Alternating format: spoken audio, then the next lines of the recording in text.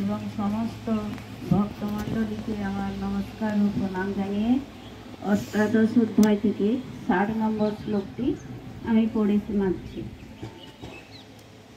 শান্তাকারং ভুজগশয়নং পদ্মনাভং সুরেশং দৃশ্যাধারং গগনসদৃশং মেঘবর্ণং শুভাঙ্গং লক্ষ্মীকান্তং কমলনয়নং যোগীবিধ্যানগম্যং বন্দে বিষ্ণুং ভবভয়হরং সর্বলোকৈকনাথং। ওম শ্রী পরমাত্মনে নমঃ। স্বভাবজেন কুন্তেয় নিবদ্ধসেন কর্মণা কর্তুম নেচ্ছসি জন্মহাত পরিশস্য বশোহপিত। এর মানে হচ্ছে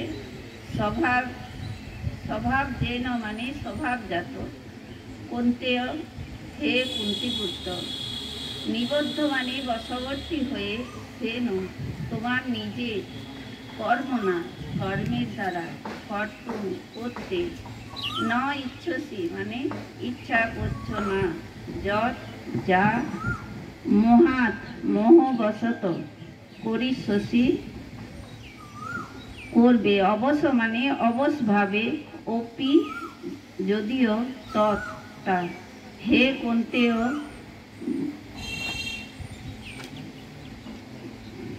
মোহবশত তুমি এখন যুদ্ধ করতে ইচ্ছা করছো না, কিন্তু তোমার নিজের স্বভাবজাত কর্মের দ্বারা বশবর্তী হয়ে অবশভাবে তুমি তা করতে প্রবৃত্ত হবে।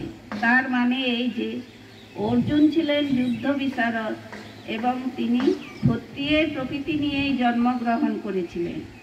তার যুদ্ধ করাটাই ছিল কর্তব্য, কিন্তু তিনি ভুলে গিয়েছিলেন মিথ্যা অহংকারের বশে।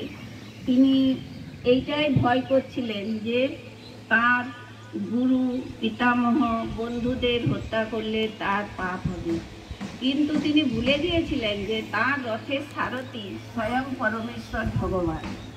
তার জন্যে ভগবান তাকে এই কথাটি নির্দেশ করে বলেছেন যে ভগবানের নির্দেশ অনুসারে যদি কেউ কর্ম করতে রাজি না হয়, তাহলে সে প্রকৃতির গুণে অবস্থিত, সেই গুণ অনুসারেই কর্ম করতে বাধ্য হবে। প্রকৃতির গুণের বিশেষ সংমিশ্রণের দ্বারাই প্রভাবিত এবং সেভাবেই কাজ করছে।